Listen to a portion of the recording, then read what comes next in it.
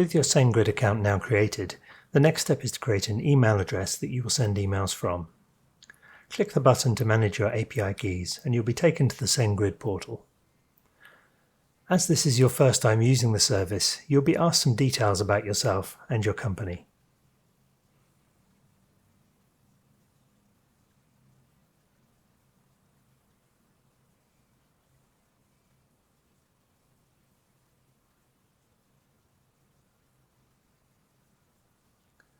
Once you've completed the form, click Get Started.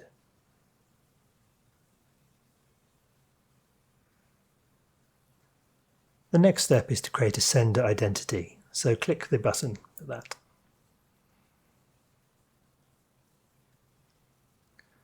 Fill out the form with the details of the email and the organization it belongs to. The email address must be a real address that you can receive email at, as you'll need to verify the email later. For this example, I'm using the same Gmail account that I've used throughout, but you will likely want to use a corporate email address.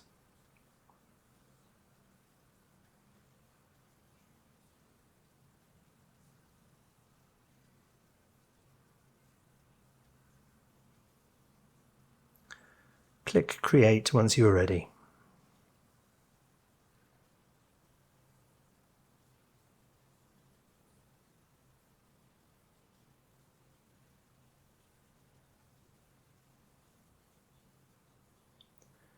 Creating the email will have triggered a verification email to be sent. If you didn't receive it, you can request another email from this menu. Locate the email in your inbox.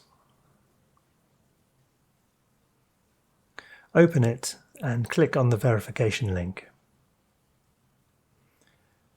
Your email is now verified.